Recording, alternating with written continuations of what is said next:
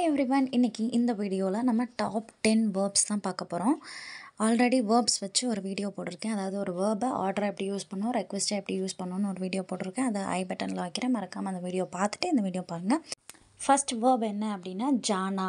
அதாவது ஜா அப்படின்னா போ அப்படின்னு அர்த்தம். ஜானா போட்டோன்னா போகிறது அப்படின்னு அர்த்தம். ஜானான்னா போகிறது, ஜானா போ அப்படின்னு அர்த்தம். ஓகேவா?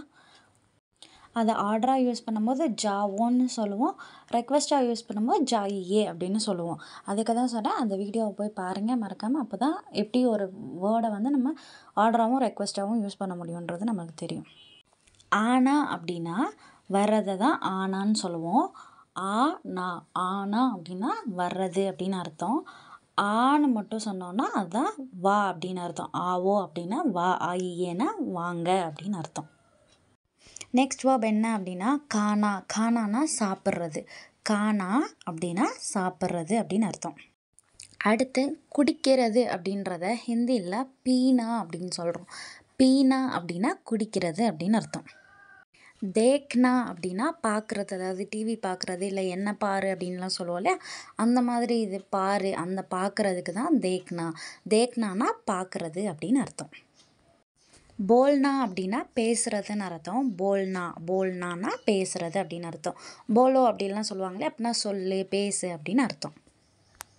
கர்ணா அப்படின்னா ஒரு வேலையை செய்வோம் இல்லையா, அந்த செயல், அந்த செயலை வந்து செய்கிறது தான் வந்து கர்ணா அப்படின்னு அர்த்தம்.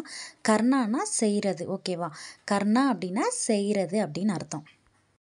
லேனா அப்படின்ற வார்த்தைக்கு எடுப்பது அப்படின்னு அர்த்தம். லேனா அப்படின்னா எடுப்பது அப்படின்னு அர்த்தம்.